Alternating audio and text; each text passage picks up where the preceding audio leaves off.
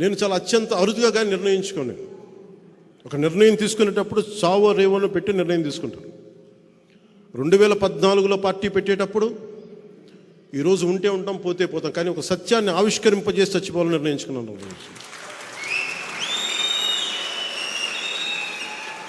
అలాగే పార్టీ పెట్టాను, అలాగే పార్టీని నడుపుతున్నాను. పార్టీకి నిధులు కాదు కావాల్సింది, పార్టీకి కావాల్సింది మనందరినీ కలిపే ఒక భావం. మనందరం పూసలం, మనందరం ఆ భావంతో కట్టబడ్డ పూసలం మనందరం. భావం పోయినప్పుడు పూసలు ఎగిరిపోతాయి. ఎంత బలమైన దండ అవ్వాలంటే జనసేన అది తెంపలేనిది అవ్వాలి. సో భావమే మన కట్టుబడి, అందుకనే మనకి 7 సూత్రాల దారంతో మనందరం కట్టుబడి ఉన్నాం ఈ రోజున. అదే 7 సూత్రాల ఈ దండకి ఇంకొక మణిహారమైన బాలసౌరి గారు వచ్చారు. ఇంకో మాణిక్యం. మేమందరం కలిసి ఈ రాష్ట్ర ప్రయోజనాల కోసం పనిచేస్తాం, రాష్ట్ర భవిష్యత్తు కోసం పనిచేస్తాం. నేను ఎప్పుడు కూడా వచ్చే ఎన్నికల గురించి ఎప్పుడు వచ్చే తరాల కోసం ఆలోచిస్తాను. ఒక రాజకీయ నాయకుడు వచ్చే ఎన్నికల కోసం ఆలోచిస్తాడు, ఒక రాజనీతిజ్ఞుడు వచ్చే తరం కోసం ఆలోచిస్తాడు. ఎప్పుడో చిన్నప్పుడు చదువుకున్న పాఠం అది ప్రభావం అయ్యి ఎప్పుడు మాట్లాడితే ఒక తరం కోసం ఆలోచించే వాళ్ళని తప్ప ఒక ఎన్నికల కోసం ఆలోచించట్లేదు. మొట్టమొదటిసారిగా 2014 నుంచి 2019 వరకు ఎప్పుడు కూడా నేను తగ్గే మాట్లాడాను. ఇప్పుడు కూడా మీకు నేను తెలియజేసుకుంటుంది కూడా 2024 ఎన్నికల్లో మనం జనసేన తెలుగుదేశం ప్రభుత్వాన్ని స్థాపిస్తున్నాం. కష్టం, పోరాటం చేయాలి, విజయం తేలికేం కాదు. జగన్ ఎన్ని మోసాలు చేసినా, ఎన్ని మాయలు చేసినా వాటన్నిటిని అధిగమించి మనం ప్రభుత్వాన్ని స్థాపించాలి. ఈ అలయన్స్లో కొంచెం కష్టంగా ఉంటుంది. సిపిఐ, సిపిఎం, బిఎస్పి లాంటి పార్టీలతోటే సీట్లు సర్దుబాటు జరిగినప్పుడు చాలా కష్టంగా ఉంటుంది వాళ్ళతోటి కూడా. అలాంటిది వెంటనే ఇంకా సీట్లు నిర్ణయించలేదు. ఏదంటే ఏమేసినా జనసేన చాలా బలమైన పాదముద్ర వేస్తుంది అసెంబ్లీలో.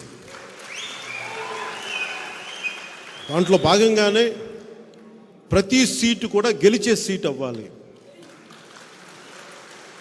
ఎంతని కాదు, ఎన్నని కాదు, గెలిచేది ప్రతిదీ కూడా తక్కువలో తక్కువ 98% స్ట్రైకింగ్ రేట్ ఉండాలి. దాంట్లో దిశగా కసరత్తు చేస్తూ ఉన్నాం. అందుకని మీ అందరి ఆశీస్సులు కావాలి, మీ అందరి అభిమానం కావాలి, మీ అందరి పార్టిసిపేషన్ కావాలి. దీంట్లో మేమందరం ఉండి రాష్ట్రాన్ని రక్షించుకుందాం.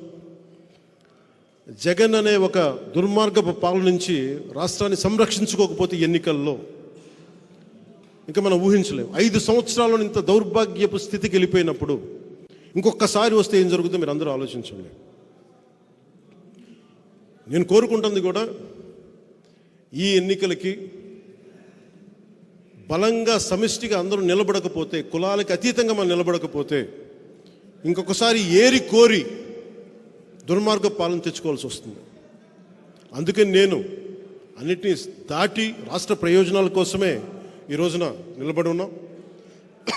ఆ దిశగానే ఎలాంటి నాయకులు వచ్చినా కానీ అందరిని ఒకటే కోరుకుంటాం, ఈ ఎన్నికలకి మద్దతుగా నిలబడండి, కలిసి ప్రయాణం చేద్దాం. భవిష్యత్తులో అందరం కలిసి రాష్ట్రాన్ని నిర్మించుకుందాం. దీంట్లో భాగంగా పడ్డ ప్రతి కష్టానికి గుర్తింపు వచ్చేలాగా, అందరికీ పదవులు వచ్చేలాగా, అది చిన్నపాటి ఒక వార్డు మెంబర్ స్థాయి నుంచి రాజ్యసభ దాకా అందరికీ దాన్ని దృష్టిలో పెట్టుకొని దాన్ని ముందుకు తీసుకెళ్తాం. ఎవరిని మర్చిపోం, ఎవరిని వదలం. అందుకని దీన్ని దృష్టిలో పెట్టుకుని అందరూ మీ ఆశీస్సులు కావాలి మనస్ఫూర్తిగా కోరుకుంటూ, ఈ అరుదైన అవకాశాన్ని ఇచ్చిన మీ అందరితో ఇంటరాక్ట్ అరుదైన అవకాశాన్ని ఇచ్చిన అందరికీ కూడా, పెద్ద ర్యాలీ చేసుకుంటూ వచ్చారు బయట ఉన్న విశేషమైన అభిమానులందరికీ, జనసేన మద్దతుదారులందరికీ ప్రత్యేకించి నా హృదయపూర్వక ధన్యవాదాలు. అలాగే పెద్దలు బాలసౌరి గారికి, వారి అబ్బాయి అనుదీప్ గారికి, ఇక్కడికి వచ్చిన విశిష్ట అతిథులందరికీ, జనసేన నాయకులందరికీ, ఆడపడుచులకి, మహిళలకి, అక్క చెల్లెలందరికీ, ప్రతి ఒక్కరికి ధన్యవాదాలు తెలుపుకుంటూ సెలవు తీసుకున్నాం. జై జనసేన, జై హింద్.